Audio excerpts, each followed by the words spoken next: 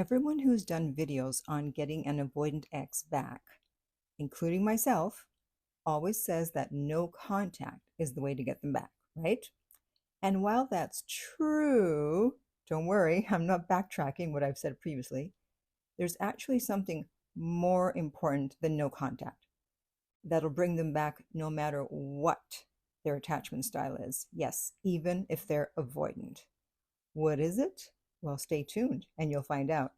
Hi, this is Lucia with The Art of Love. I'm a dating and relationship expert specializing in helping you get your ex back or to get over your ex. And welcome back, my beautiful no contact army. Have you been a good little soldier? If you have, then you've downloaded my app Silencio to help you stay in no contact. And the link to that is underneath every single video and podcast.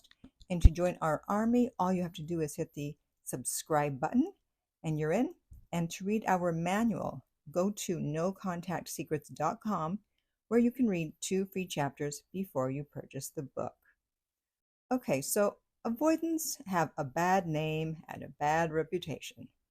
They often get painted as impossible to win back because they downplay emotions, minimize vulnerability, and protect their independence at all costs. So of course it's natural to think, well, if this is their wiring, then how the heck am I ever going to get them back? Well, here's the thing. Attachment styles are just defaults, not destinies. Think of your attachment style as an automatic setting. So it runs in the background most of the time. But like your phone automatic settings, it can be overridden manually. And what has the power to override avoidance? Interest level, which if you've heard my other videos, you've heard me talk about before. And I first learned about interest level from my late friend, Doc Love. He always said, interest level trumps everything. And he was right, because no matter what attachment style someone has, a high enough interest level can override the default settings. Attachment styles are a default, not a destiny. Attachment style explains how they manage closeness, but interest determines whether they stick around or, in your case, whether they come back after a breakup. And why is that? 5 reasons. Number 1, the reward outweighs the risk. So normally avoidants see closeness as a threat. But if their interest is high enough, the potential joy and connection is going to be more rewarding than the risk of vulnerability. It feels more valuable than the perceived threat to their autonomy. Number 2, they're highly motivated. People stretch beyond their comfort zones when they really want something, right? I'm sure that's happened with you. So interest gives them the motivation to fight against their attachment defenses and reach out to you during no contact. Number 3, they're more willing to tolerate discomfort. So their instinct is going to be to stay away. They'll feel the urge to create space, but high interest makes them fight through the discomfort and reach out because the payoff is worth it. Number 4, they're able to access their secure side. So everyone has a secure side, yes, even you. And high interest is the key that unlocks it. Isn't that great to know? So suddenly, they're more willing to communicate and show vulnerability than they normally would. And I can tell you, as a dismissive avoidant, this has definitely been my experience. When I'm very interested in someone, I'm less avoidant. Suddenly, I'm secure. And then finally, number 5, for avoidance, the fear of regret outweighs the fear of rejection. Okay, let me say that again. The fear of regret outweighs the fear of rejection. Yes, they're afraid you may reject them if they reach out after the breakup. But luckily for you, their fear of not having at least tried to get you back will make them reach out. Isn't that great? And if you want to check out Doc Love's book, The System, there's a link underneath all my YouTube videos that will allow you to read 10 chapters for free. That's right, 10. So how can you know if your ex's interest in you is low or high? Okay, so first, the bad news. If the interest is low, they'll feel relief after the breakup. They'll quickly distract themselves with work, hobbies, or sometimes a rebound. They'll rationalize, well, this was for the best. I wasn't happy anyway. And you'll rarely hear from them again because their avoidance style plus low interest gives them no reason to come back. So in this case, their attachment style explains why they don't seek closeness, but it's the low interest that makes the breakup permanent, okay? It's not because they're avoidant. Now, on to the good news. If their interest level was high, it overrides their avoidant defenses in the long run. So initially, they'll also feel relief. They'll finally have the space they wanted or thought they wanted. But then the missing starts to build. They notice your absence. They think about the good times you had together, your secret love language, how you made each other laugh. And that's when they'll test the waters with, as I've said many times before, small breadcrumb messages. And eventually, they can't resist circling back because their high interest overrides their avoidant defenses. And even a dismissive avoidant who usually avoids vulnerability will risk reaching out if their interest in you is strong enough.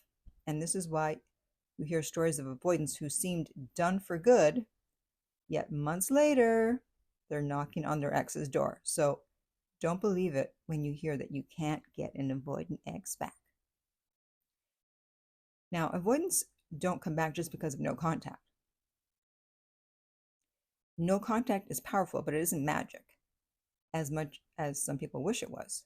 So it gives them the space they want, and it allows their interest level to do the work of bringing them back. But you still need to remember the 3-foot rule, which I talked about in my video last week, and I'll put the link in the upper right-hand corner on YouTube. So you have to give them that emotional buffer, even when they start to return. Don't start spilling your feelings all over the place. Keep in mind, and I know this is counterintuitive for many people, but their high interest in you is what will make them come back, not your high interest in them, okay? So that means that you are attuned to their rhythms and their possible triggers. And when they inevitably pull back, and they will, do not chase. You stand secure, 3 feet away emotionally, and you're knowing that by being consistent and showing that you're not going to freak out or chase after them or punish them, they'll slowly close the emotional gap. But it has to be on their timeline, not yours. And if you truly love them, you won't try to rush them just to soothe your insecurity.